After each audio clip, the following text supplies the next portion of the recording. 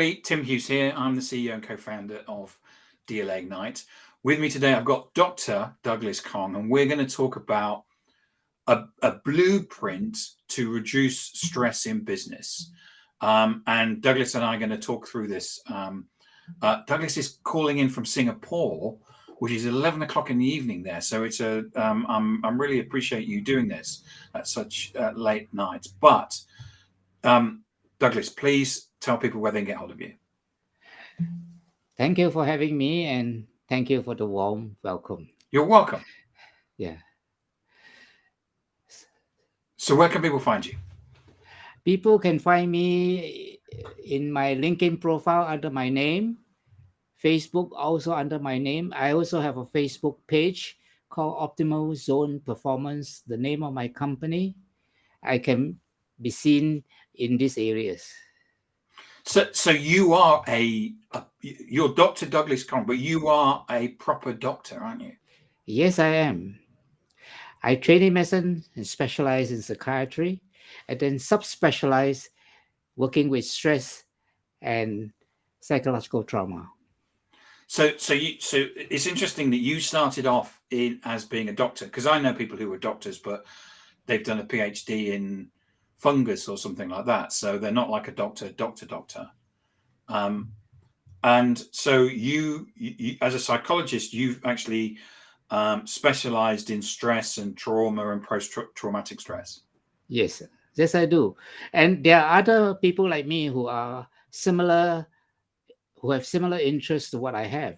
So I'm not that unique. There are Oh, come on, not you many, are. but there are. Thank you. I'm gonna. There's a thing that makes you more unique, which is not only were you you weren't just satisfied in being a psychologist and specializing stress and trauma, but you also did a business exam and a Yes, I business did. course. Yes.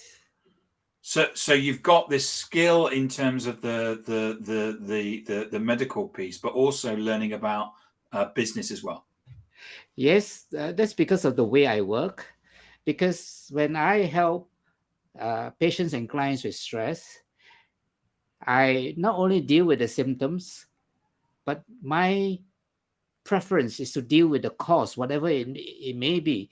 So people with marital or family problems, I deal with that. And when business executives and business owners, entrepreneurs come to me, I deal with the cause, which has to do with their business. And that's how I start reading management books to understand it so that I can help to solve their problems better. Because if you go into what we in the UK call a chemist, but the Americans call a drugstore, Yeah. and you look on the shelves, most of the things that they sell are to treat symptoms rather than actually the cause of the illness. Um, Indeed. and you've always said that your methodology is about treating the symptoms. Sorry, treating the cause. Treating the cause. That's indeed. So that's because I myself has been a patient. I used to suffer as a young man from social anxiety, as well as a lot of similar things, very inadequate about myself. And through therapy, through self-help, I managed to overcome these. And I've been helping people all my life. And because of the way I experience it, that's why I look at the cause and not just the symptoms. And I think that's a great way, that if you have you've learned through experience, you're able to be far more sympathetic to the person if you understand the situation. Indeed. And sometimes when patients say, "Oh, you'll never understand, you never had depression." And I look at them in the face and I said, "I have been through depression. I have been suicidal. I understand." And that's very impactful for them to know. Hmm. So you through your experiences of working with people around stress, Also the business experience that you have as well. You've come up with this 5-stage blueprint. So do you Yes, want to talk? indeed. Do you want to talk us through that? Yes. When I help business owners and entrepreneurs with their stress and I deal with the cause of the problems, most of the time, the problem that they face in their business is financial. And to be very honest about it, it's cash flow. Mm. And so when you help to sort out their problems, sometimes when I first started, I honestly don't know how. But over time, as I talk to more and more of my clients, as I read more management books, I began to have clearer ideas and eventually formulate them into this, what I call the 5 alignments. Now, the first of these alignments has to do with cash flow, which is marketing.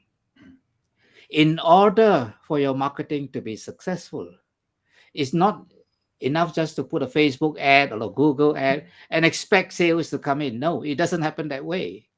You have to align your branding, your business model, your product and services with the needs of the marketplace. What is the pain that your customers would feel? What are the outcomes they're looking for? When you align this, your marketing will get results. And so that will improve the cash flow, the business will survive.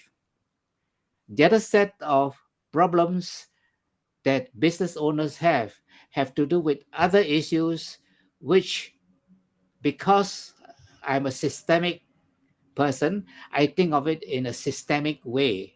Right. So it has to do with the various systems. So the other 4 alignments have to do with that. The second alignment has to do with human resources or your people, your employees. And when it comes to that, it's not just employing them and paying them a salary, because your employees are the one who face the customers. Yeah. They represent you. So they got to show the best face of yours and your business. And to do that, you have to engage them. You have to talk to them, listen to them, acknowledge their feedback, motivate them with appropriate rewards. Note, I didn't say adequate, because I think in some countries, they're willing to pay the minimum wage. That doesn't motivate people. Yes. Yeah. So if they're adequately rewarded, they're motivated and they're loyal to you. So as you engage your employees, they will engage the customers and give you the income that your business is looking for. The next alignment has to do with business processes. It's in business processes that a business can actually maximize its profit by reducing the cost of running the business as much as you can. And how do you do that? By regularizing, by having your steps all itemized in a standard operating procedure. Now, when you do that, it makes your training of your employees easier. It makes everything that you do duplicable. And above all else, because you have a standard operating procedure, you can minimize wastage. And that's where the savings come from, you see. And if your employees are engaged, they will do it with all their heart. And that's where it's all fit in. So these 3 are the basic foundation of value creation, which brings in the income.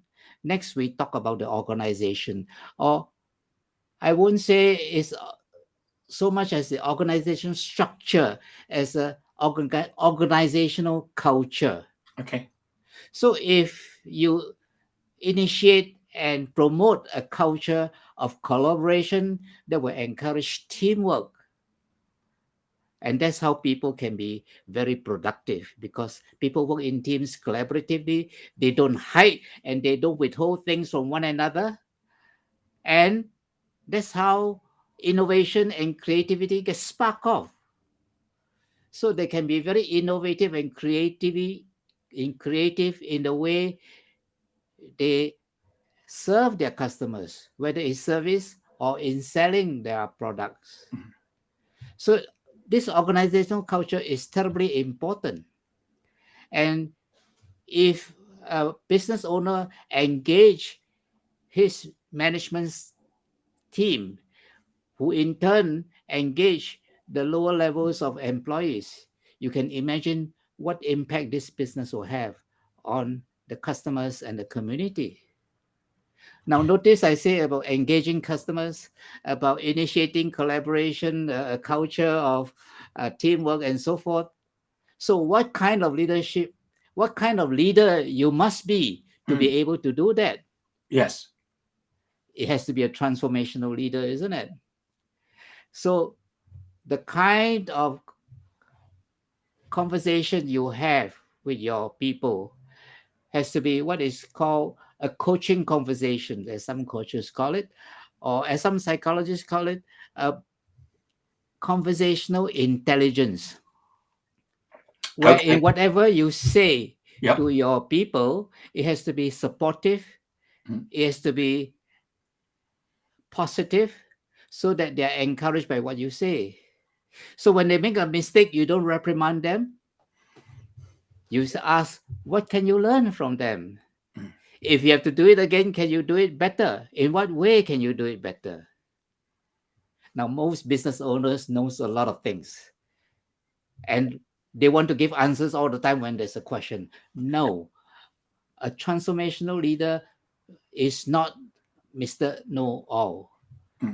He encourages growth by stimulating his employees to think for themselves by asking questions like, what is your view of this? You know, what can we do together, individually, and as a team? And when you do that, you become a very effective leader. Of course, when it comes to tasks, you have to be very firm and disciplined. When I was a reservist officer at a reservist camp, and I observed all the different batches of soldiers with their officers, the best officers I've seen are the ones who focus very much on tasks, very much on getting the work done, on getting the objectives fulfilled. But they were the ones who were most pally and most friendly with their soldiers. And the soldiers loved them because they were very generous with their soldiers, you know, paying for refreshments, paying for a end of training party, the kind of thing. So this is the kind of attitude we need the business leader to kind of have in themselves. Then that will be the kind of leader that will make the business grow. So that's what the 5 alignments is all about. And indeed, when I look back at the way I help different business owners and executives, they do indeed fall into one of these uh, basket, if you may call them. So, I mean, if I can go back and ask a couple of questions about that, thank you for going through that, Douglas. I think it's what you're talking about there in terms of those 5 stages is excellent. Yes, thank you. I think it's as a founder or a leader, it is really difficult, isn't it? When because actually there's an expectation often that you have all the answers. Yeah, indeed. And in fact, I know myself and my business partner Adam, we've always said that we don't have all the answers. Yes. And actually, what happens is that when you actually building a culture of psychological safety is really hard because people have all of the experiences that they've had in the past where they may have been shut down or don't say that because or whatever, or there's so what happens is that they bring all those experiences with them, and actually pulling the comments and the advice and the support from other people is is sometimes can be quite difficult, but once you get it, it's amazing what people come up with and the suggestions that people come up with. Indeed, as a group, it has been shown that a group is more creative than one single individual. And if I don't have the answer, if I admit to my team, look, I don't have the answer. Let's work together. Let's brainstorm. Let's find out the answers. Maybe, John, you may have to do some groundwork, understanding the background to this issue. Maybe, Jim, you can do something to understand this aspect of the problem we are facing, and so forth. So we work together as a team, and people respect you because you're willing to acknowledge your deficiencies. You see, that's what I find. And conversely, I have found over time a way to handle criticism. So if somebody said, I'm bad, I would say, maybe you're right. If I'm really bad, I will go back and reflect and try to do better. And perhaps you can help me to do better if you can give me feedback in what way I am bad. And often this take the wind out of the sail of the person who criticized me. You know? Yeah, I mean, I've been in so many situations, Douglas, where I've said, to people, can you give me my feedback? And they say, you were doing great. And I said, no, I don't learn anything if you tell me I'm great. Yeah. I want you to tell me I'm rubbish if I'm rubbish, because at that point he said, well, what is it that there must be things that I can do better. Yeah. So the first time I ran a podcast, I had a couple of friends watch it, and everyone said I was great, and I wasn't. And one friend said, took me to one side and actually said, what you need to do is he said, you're being too British. What you have to do is you have to sort of like be more like I'm doing now. Because what happened, that's what people expect you to do on video. Yes. Rather than just sort of like sit there and ask questions or whatever. Like and it took me probably a year, 18 months to actually really learn how to do it. And I'm still not brilliant at it. But it was that person. I really, really respect that person for giving me that advice. Absolutely. Yeah, absolutely spot on. And because I've been through therapy as a young person, I imbibe all these ideas very easily. You know. Yeah, and getting feedback, I think, is so important. The other question I've got for you is one of experimentation, and then Mhm. having a culture of failure. I think we deal with failure by adopting what is known as the growth mindset, which is to say that failure is not an endpoint, it is a stepping stone, Mm, it is a lesson. So, what is a lesson? If I don't learn the lesson, I will repeat the failure until I learn the lesson, mm. right? And so, uh, the growth mindset is about asking questions, it's about seeking for not just answers, but deeper answers to the same thing. So we grow and we become better.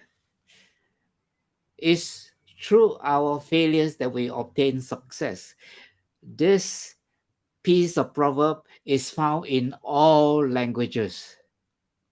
If we don't fail, we never succeed. Conversely, if we succeed, we don't learn what it is, why it is, or how it is we succeed. Until we fail, then we learn why. There's a famous product that's used all through the world called WD-40. Yeah. And the story is that basically it was the 40th thing that they tried. So they failed 39 times before they actually created this water. Can't remember what the D stands for, but it was the 40th try of the chemical compound to get it right. So, and then it's been sold throughout the world. Yes. Yes, I heard that story. There's also Thomas Edison and his light bulb. Yes. He failed what he failed about 100 over times. So there you are. Douglas, thank you so much for coming on and talking about how we can reduce stress and your blueprint for business. Great discussion. Thank you so much for that and sharing your insight. Remind people where they can get hold of you. Yes, I can be found on LinkedIn or Facebook, as well as on my Facebook page, Optimal Zone Performance. And all of those contact details will be in the links on are on the links on YouTube, or will be when I set it up. Okay, thank you so much. Thank you. And Douglas, thank you so much for coming in and spending your evening with me and the audience to talk about stress and business today. It's my pleasure. Thank you so Thank you. much. Thank you. Thank you.